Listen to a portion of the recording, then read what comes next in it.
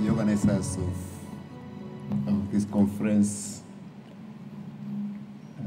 my Lord the Bishop, and dear Commissioner, the resource persons, participants, ladies and gentlemen, I feel greatly honored to come back to this hall.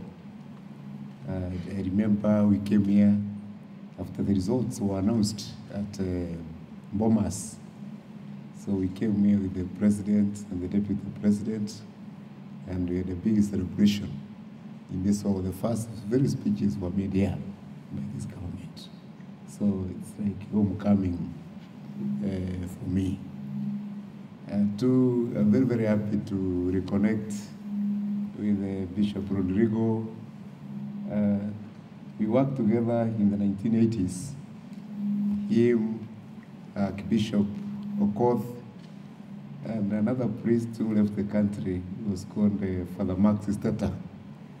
And we are the ones who set up the Catholic Peace and Justice Commission. And I'm very, very happy that it has really grown and moved. So welcome back, Father Rodrigo. We know you've been in Ethiopia, and you are not very old. We expect much more from you. Yeah, I'm here this morning because of food security.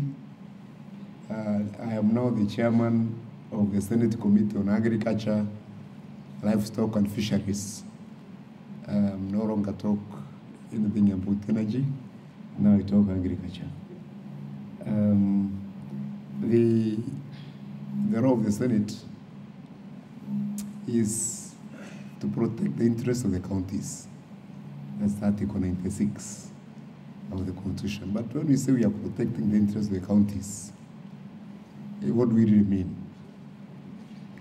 The counties as geographical units have no interests. We are protecting the interests of the people in the counties. And this is relevant to us because the majority of the people in our counties are small-scale farmers, what you call peasants, the pastoralists, small fishermen. Those are the ones who form the bulk of the people.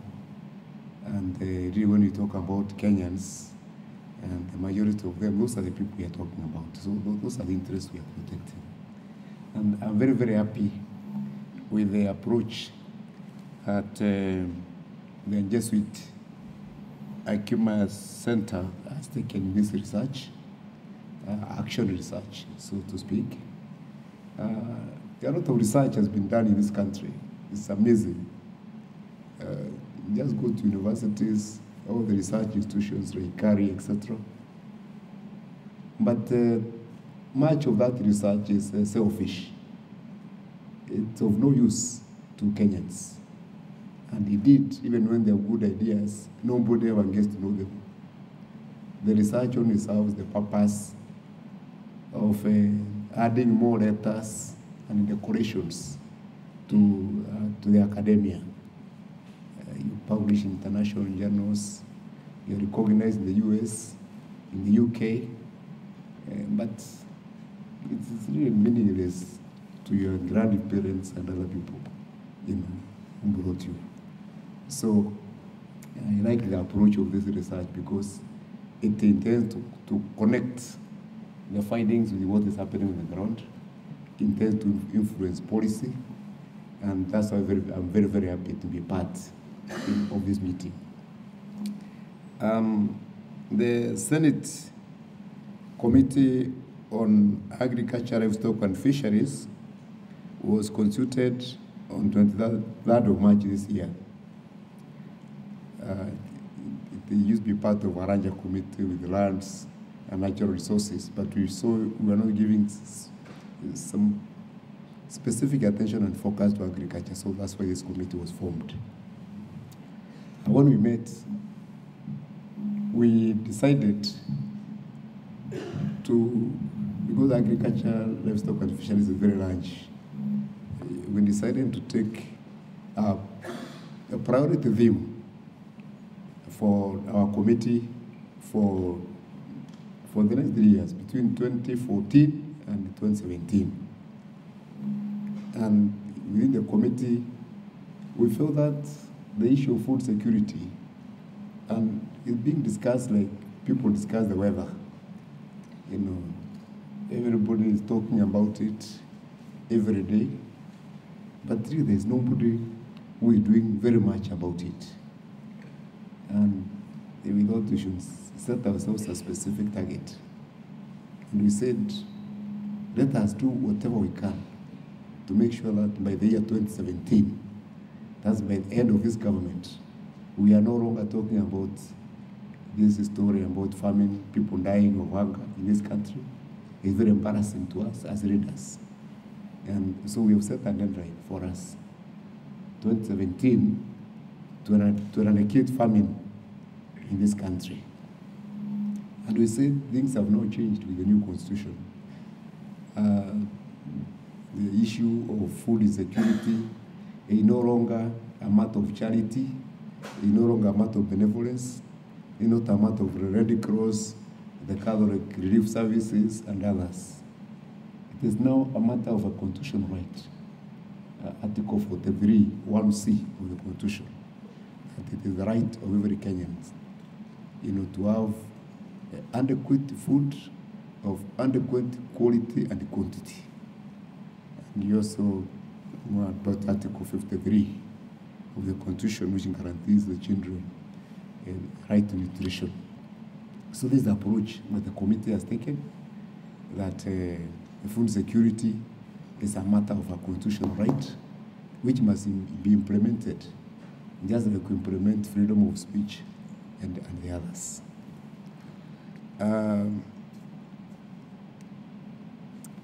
In pursuit of this objective, in June, the committee decided to organize a high-level workshop for government and academia.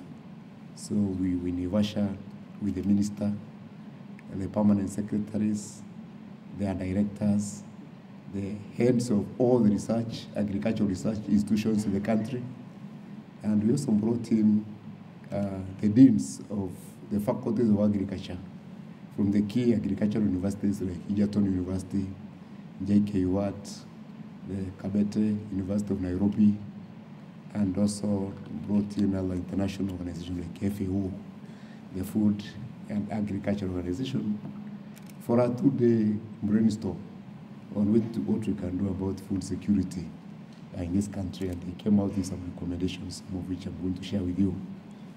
But we also decided to look at what other countries which have faced similar situations in the past have done. So earlier this month, we traveled to China, where we spent a week or so talking to government officials. Actually, we met the Chinese Minister for Agriculture. We visited a top agricultural university, the National Rice Research Institute, and we had very useful discussions with the policymakers in China. China used to have cycles of poverty and the cycles of famine, during the Mao's time in 1960s. But as we are talking today, China is the top producer of wheat in the world, and you don't hear about famine. The last 30 years or so, there has been no famine in China, and we're trying to find out what they have done. Then from China, we came to India. India also used to face situations like we are facing here, again in the 1960s, until they introduced the Green Revolution. Again, we had chatted with their members of parliament, government officials, and we visited some of the farmers, dairy organizations, just to pick some ideas of what we can do, in this country. Now, what has become very clear from both our discussions here and what we've learned out there, and we are also talking to governors. When we had people are dying in Baringo, we summoned the governor of Baringo. We had a very useful exchange with him. And fortunately, the University of Nairobi had done some research in Meru County. So we brought them on board to help us to interrogate the governor on the measures they were taking there. And next week, we have the governor of Samburu and the governor of Turkana also on what concrete measures they are taking to make sure that famine is eradicated in these traditionally, food poverty areas. Now, what has become very clear is that we, this traditional small-scale agriculture, is not viable, and we are not going to eliminate famine. We are not going to eradicate food insecurity in this country unless there is a very radical departure, from what we've been doing in the past. And indeed, we have to understand that leaving farmers alone will not work. The government has to take agriculture much more seriously than it is taking agriculture now. And agriculture has to be taken, as national service, as public service. Just as we take education, we take health or roads. The government must massively invest in agriculture without looking at the return. Just like there will be no immediate return, like even as we put so much money in security, education, and all that, there will be long-term gains. But unless we take agriculture at the same level, agriculture is a major employer, 80% of Kenyans. Agriculture feeds us. Agriculture is a major earner of foreign exchange. So it is the most important industry that we have in this country. The other day when Uchumi was collapsing, government pumped in 600 million to revive one company.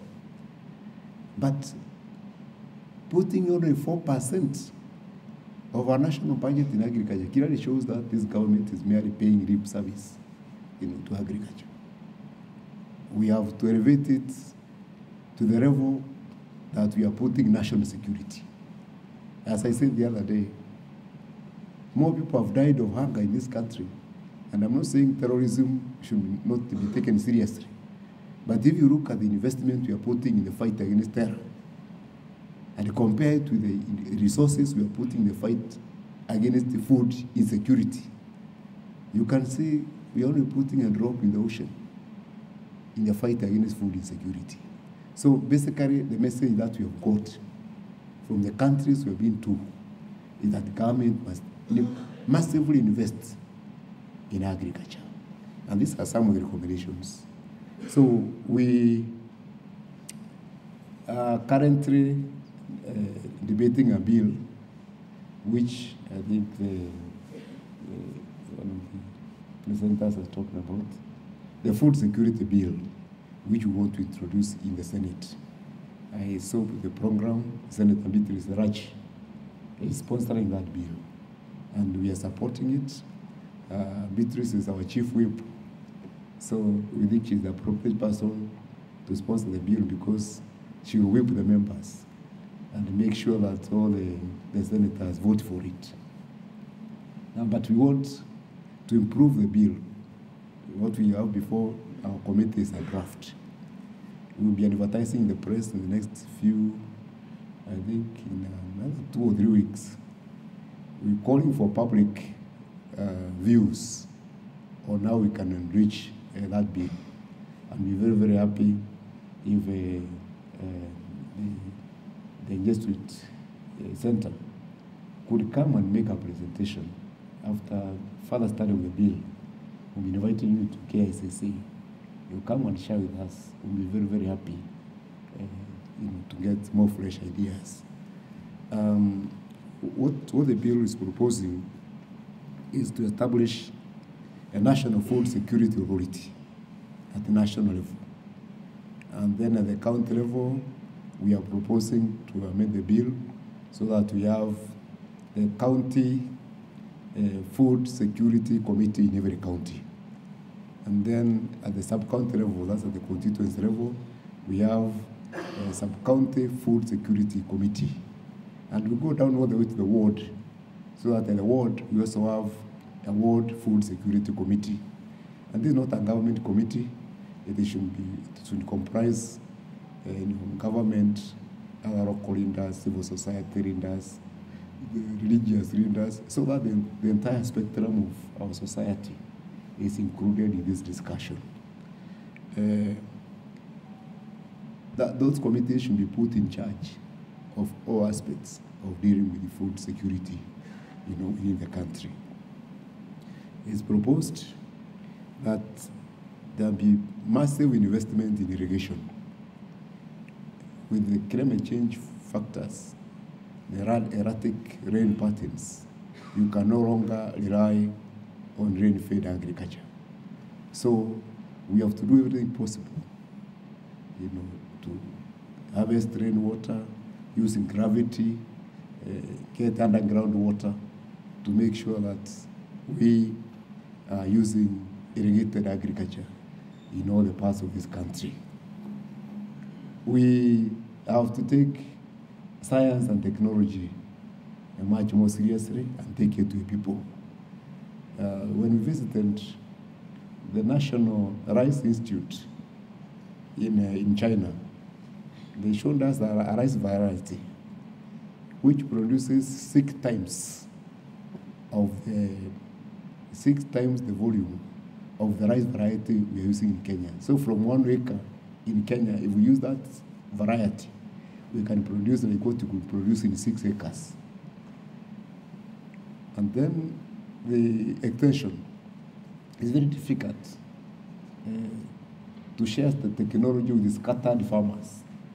There is need for the farmers to be organized, either in companies or cooperatives, so that you use those organizations as your basis for training your farmers. Once you've developed your seed varieties, then it should be easy for us to enhance our extension services so that this education, this technology can reach our people. Then 3, government must also massively subsidize not only the seeds, but also fertilizers and also pesticides. And farmers must be educated on the use, because you could use the wrong fertilizers, use the wrong pesticides, and therefore reduce yield. The other intervention which has to be made is on the issue of the market. Just like even Modelos, farmers want money, and they do a crop, and then they are stranded with it. Next time they are not going to plant. So we have to make the farmer see that there are some economic benefits in farming. What they do in China, they calculate the costs. They look at how much does the seed cost, the fertilizer, the pesticides, and the labor. And then they must multiply that by 2. And then they announce that will be the minimum price of the wheat or the rice or what have you, so that at least in addition to the inputs and the labor costs, the cost of production, there is a margin of another half, so that it's profitable. And the government says the farmer is free to sell his grain to anybody. But should there be nobody to buy, then the government is the ultimate buyer. So the government must put some money aside to be able to buy whatever the market cannot buy, so that we keep our farmers in a profitable farming. And what does the government do? In India, the week we were there, the president announced that every Indian must open a bank account. whether you have money or no money. And you don't have to pay any deposit. Why? Because they found this system we have of trying to distribute grain to people who are hungry is not working. Half of it is being stolen by low-level government officers. It's not reaching the vulnerable. And even in a case like ours here, I was talking to Mheshimiwa Letei, the chairperson of the Drought Management Authority. I said we were given 500 million by European Union to be able to intervene in those areas. But when we talked to her to ask how she distributed food in Baringo, she told us that when the lorries arrived, some youth came who were drunk and they were singing, they captured the food and they disappeared with it. So the old people, the old men and women who were starving, people who were dying, they did not accept the food because yote ilichukuliwa, it was taken from. So we asked the governor of Baringo whether he knows how many people who really need food in Baringo. He told us 200,000. So we asked for the names.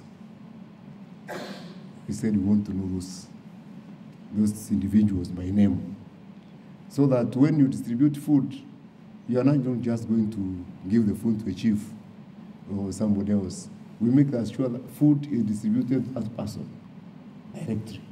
And I think that's what the Indian government is doing. Once you open the bank account, they'll do their survey and they will see who really needs the food. Now, if you have money, you don't need rice, you don't need maize and whatever. You put the money in the account of that person. And then the food which the government has bought from the market is made available in the stores, around there. Then the person goes the money and buys that food. So that is why there is no famine in India today. And I think these are systems we should be looking at ourselves, to ask ourselves, okay, Red Cross is doing a great job taking trucks of food to Turkana, but they're not even putting Turkana who is hungry, or to Baringo. We need to zero in, we need to specify who is that person who is hungry. And then we make sure that we take the food directly to that person. Issues of insecurity. If you look at our perennially food deficient areas, Turkana, Baringo, half of the problem there is caused by insecurity. The cattle rustling, but insecurity is not only affecting those areas. You have heard of cases in Central Province where people go and harvest maize at night. So a farmer has struggled, planted maize or beans, then other people come one night and harvest it and come and sell in Nairobi. That's really discouraging to farmers. So the issue of security has also to be taken very, very, very serious. So really, I could talk on and on, but these are some of the proposals we want to see in the bill that we're introducing in the Senate. I was very, very happy to read that this research is addressing some of these issues. We will be happy to continue working with you. And he did even monitor the implementation of the bill once it is enacted. So once again, I want to thank you very much. We really want to work with all the stakeholders. This is a big problem. It is for all of us. But the principal actor must be the government. That business of government must be small. Leave farmers alone. What was brought by World Bank in 1980s, the structural and adjustment programs. That approach must be abandoned, and we move back to being government of the 60s. Thank you very much.